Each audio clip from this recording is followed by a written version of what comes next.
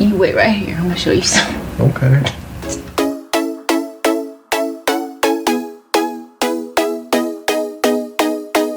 Comment vit Halle Berry?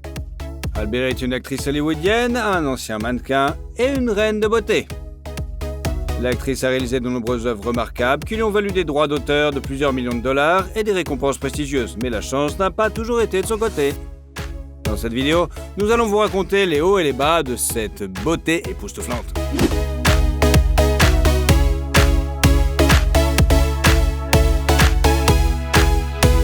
Halle Berry, comment Catwoman vit-elle et comment elle dépense son argent?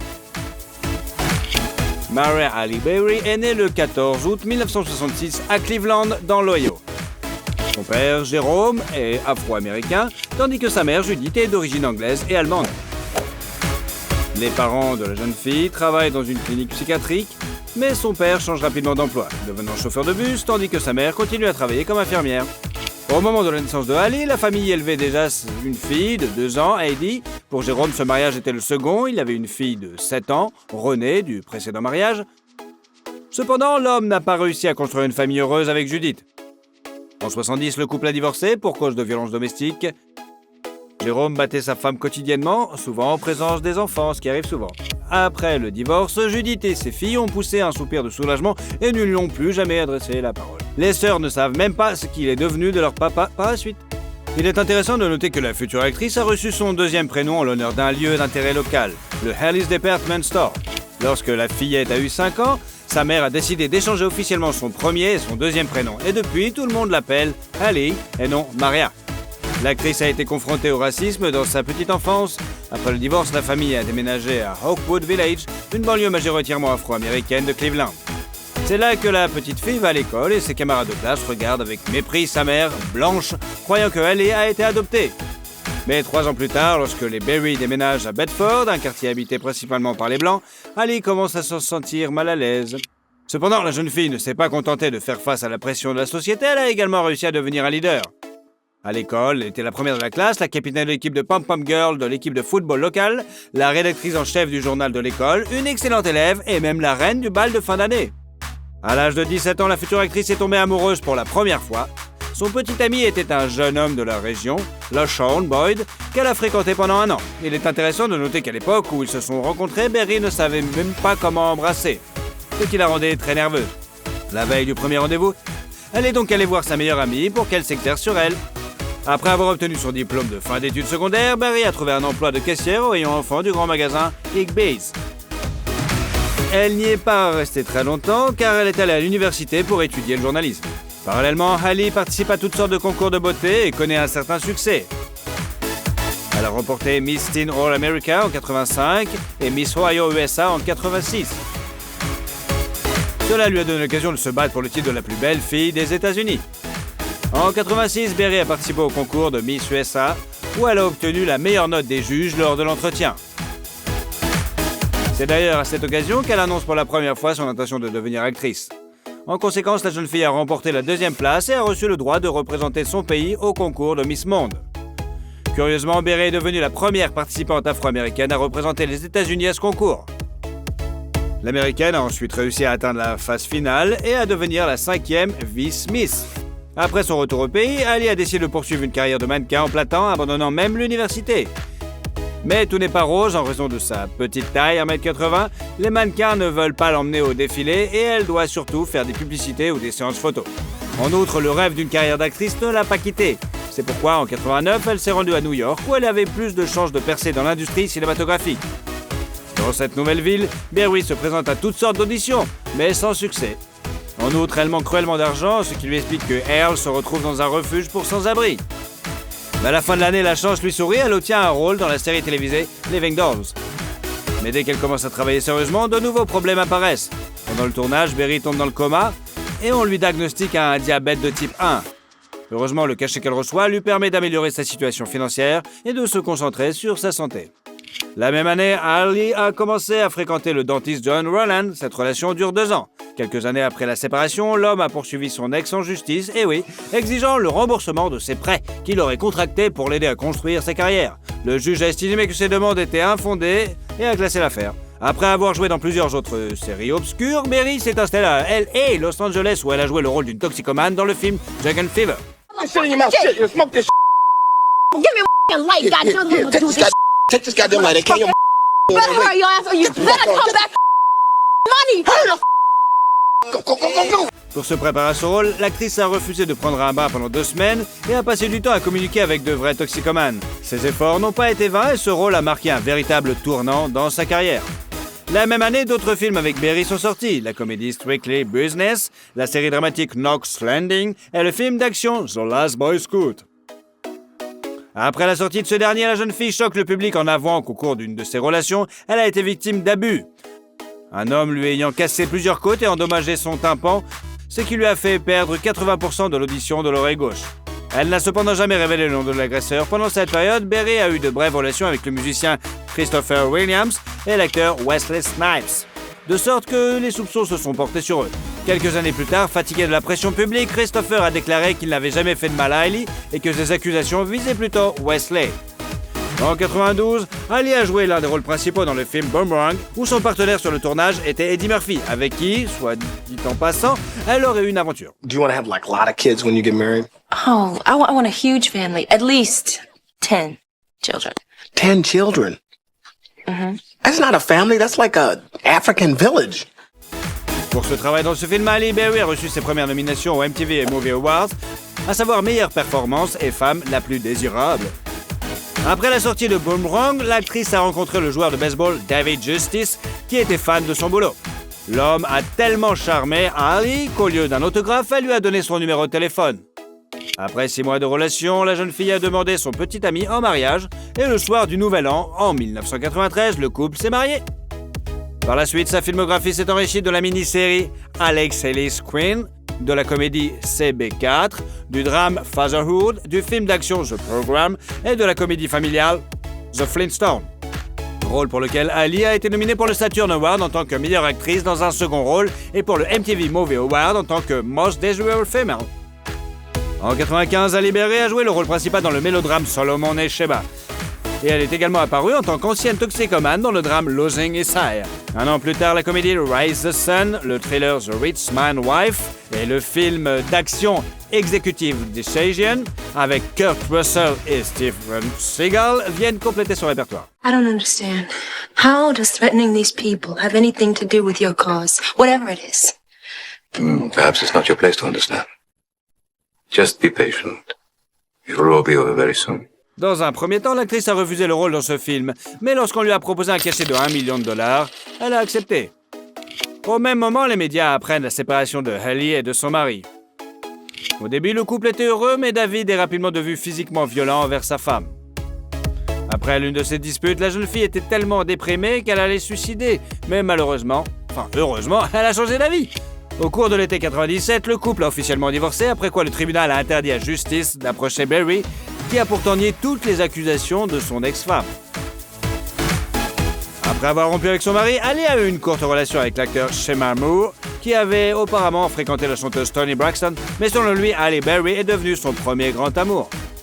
Entre-temps, la filmographie de Ali s'est enrichie d'œuvres telles que la série télévisée Frasier, la comédie BAPS, le mélodrame The Riding, ainsi que les drames Wild Who Fall in Love et Beowulf, pour le rôle duquel elle a reçu les éloges de la critique. En 1999, Ali joue dans la comédie Welcome to Hollywood et dans le drame biographique Introducing Dorothy Dandridge, qui raconte l'histoire de la première actrice afro-américaine nommée aux Oscars. Lors de la préparation du tournage, Berry a découvert un fait intéressant. Elle et Dorothy sont nées dans la même maternité de Cleveland. Eh oui, ce projet était très important pour Berry. C'est pourquoi elle a également joué le rôle de productrice exécutive. Le film a été acclamé par la critique et l'actrice elle-même a reçu un Emmy, un Golden Globe et un Screen Actor Guild Award pour son rôle. En 2000, la jeune fille a joué le rôle de la super-héroïne mutante Storm dans le film de science-fiction X-Men. Can't do this alone. Who's gonna help me? You? So far, you've all done a bang-up job. Then help us. Fight with us. Fight with you, or join the team, be an X-Man. Selon certains rapports, son cachet s'élevait alors à $1 million. La même année, Berry a eu des ennuis. Elle conduisait une voiture, a grillé un feu rouge à un carrefour, est entrée en collision avec une autre voiture et a pris la fuite. Au cours du procès, l'actrice a été condamnée à 3 ans de mise à l'épreuve, à une amende de 13 500 $ et à 200 heures de travaux d'intérêt général. En 2001, Alice se marie pour la seconde fois. Son fiancé était le musicien Eric Bennett, qu'il fréquentait depuis 2 ans. Il était intéressant de noter que l'histoire de leur rencontre est similaire à celle de leur précédent mariage, mais cette fois-ci, Halle Berry était fan de son futur mari, et non l'inverse. La même année, le film Espadon sort sur les écrans. Ce film figure dans la liste de ses meilleures œuvres qui lui rapporte un cachet de 2,5 millions de $. Initialement, il était prévu de lui verser 2 millions de $, mais comme Berry apparaissait nue pour la première fois dans ce film, ce qui était psychologiquement difficile pour elle, il a été décidé de lui verser 500 000 $ de plus. L'actrice a ensuite joué le rôle de la femme d'un meurtrier, exécuté dans le drame Monster Ball. Only reason I'm here, so you can say goodbye to your son. Okay. I've been coming here for damn near 11 years, Lawrence. Le scénario lui plaît tellement qu'elle accepte de réduire son cachet de 600 000 $ pour aider les producteurs à respecter le budget. Le film est bien accueilli par la critique et Halle Berry remporte de nombreux prix cinématographiques, dont le principal est l'Oscar. Halle Berry est devenue la première actrice afro-américaine à recevoir cette récompense. Lors de la cérémonie, elle a dédié sa victoire à une autre afro-américaine, Dorothy Dandridge, qui avait failli l'obtenir à un moment donné. La robe que Berry portait ce soir-là était élue meilleure robe de l'histoire de la cérémonie. En 2002, Ali a joué une Bond Girl dans le film Meurt un autre jour, dans lequel Pierce Brosnan jouait le rôle de l'agent 007. Pour son rôle dans ce film, l'actrice a été nominée pour plusieurs prix cinématographiques et a également gagné 4 millions de $.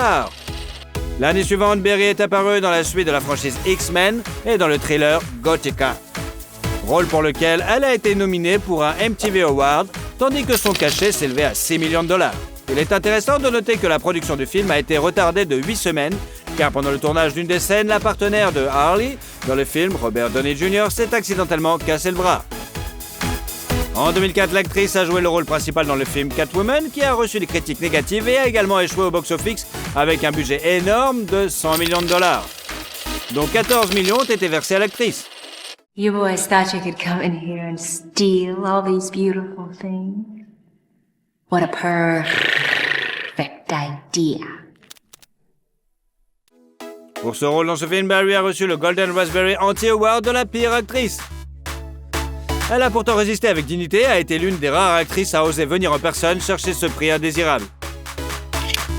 En 2005, les médias apprennent que Halle a divorcé de son second époux. En effet, le mariage battait de l'aile depuis plusieurs années en raison d'une infidélité constante d'Eric.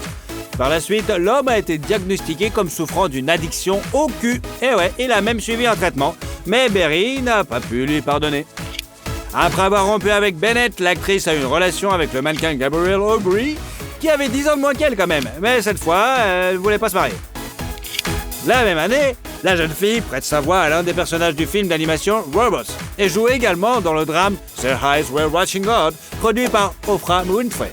Pour son rôle principal dans ce film, Halle a été nominée pour un Emmy et un Golden Globe. Sa filmographie s'est ensuite enrichie d'œuvres telles que la suite de la franchise X-Men, The Last Stand, le thriller The Perfect Stranger et le drame Things We Lost in the Fire. Those are my kids. And I don't need you or anybody else telling me how to raise them. I know that. You need to get your stuff. And you need to go.